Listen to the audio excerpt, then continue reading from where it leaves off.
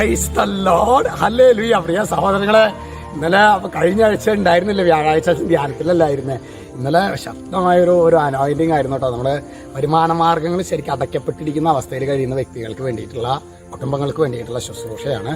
10ാമത്തെ ആഴ്ച അച്ഛൻ പ്ലാൻ ചെയ്യുന്നുണ്ട് കേട്ടോ. അച്ഛൻ തന്നെയായിരിക്കും വചന ശുശ്രൂഷയും, അതായത് പ്രധാന വചന ശുശ്രൂഷയും, പിന്നെ അതിന് മുമ്പത്തെ ആമുഖ ശുശ്രൂഷയും ജപമാലയെല്ലാം അച്ഛനായിരിക്കും. ശരിക്കും ദൈവം ഒരു നമ്മുടെ വഴികളെ തുറക്കാനായിട്ട് വചനത്തിൽ ചില കാര്യങ്ങൾ പറയുന്നുണ്ട്. അപ്പോൾ ഈ ദിവസങ്ങളിലൊക്കെ നിങ്ങൾ പ്രിയപ്പെട്ടവരോട് പറഞ്ഞ് ഒരുക്കി അടുത്ത വ്യാഴാഴ്ചയ്ക്ക് തുടങ്ങി പ്രാർത്ഥിച്ചൊരുങ്ങി നിങ്ങൾ വരണമെന്ന കാര്യം പ്രത്യേകം ഓർമ്മിപ്പിക്കുകയാണ്. അതുപോലെ ഇത് വരാൻ ഒരു സാധ്യതയില്ലാത്തവർ നിങ്ങൾ ഹൃദയം കൊണ്ട് ഈ കൂട്ടായ്മയിലായിരുന്നാൽ മതി. ഈ വീഡിയോ ഒക്കെ കണ്ട് ശരിക്കും പ്രാർത്ഥിച്ച് ഷെയർ ചെയ്ത് പ്രാർത്ഥിക്കുകയൊക്കെ ചെയ്യുക. കർത്താവ് വലിയൊരു കൃപ അതിലൂടെ ഓരോ നിയോഗം വെച്ച് നമ്മൾ ശുശ്രൂഷകൾ ചെയ്യുമ്പോൾ പ്രിയ സഹോദരങ്ങളെ, അതിലൂടെ സ്വർഗത്തിനാണ് മഹത്വം കൊടുക്കുന്നത്. സ്വർഗത്തിലായിരിക്കുന്ന അപ്പൻ, ഹല്ലേലൂയ. സ്വർഗത്തിലപ്പൻ എന്ന് പറഞ്ഞ് ഇവിടെ ഉണ്ട് ഈ അപ്പൻ, ഹല്ലേലൂയ. ഈ അപ്പനാണ് നമുക്ക് പുഞ്ചിരിക്കാനുള്ള കൃപ നൽകുന്നത്. എല്ലാത്തിനും വേണ്ട അഭിഷേകം നൽകുന്നത് ഈ അപ്പനാണ്. Praise the Lord.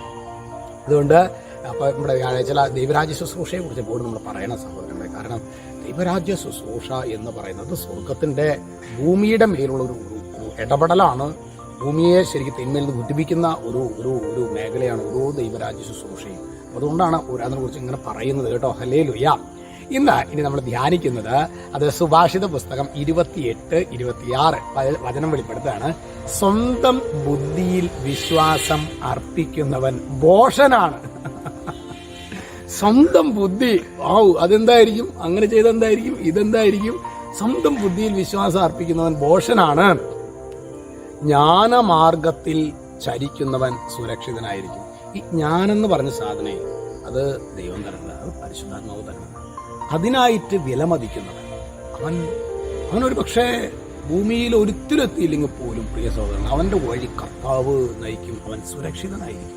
ഇന്ന് ചിലപ്പോഴൊക്കെ എല്ലാ മേഖലയിലും ടോപ്പറായിട്ട് ജീവിതത്തിൽ പരാജയപ്പെട്ട അനേകം മക്കളെ കാണാനായിട്ട് ദൈവം ഇടയാക്കിയിട്ടുണ്ട്.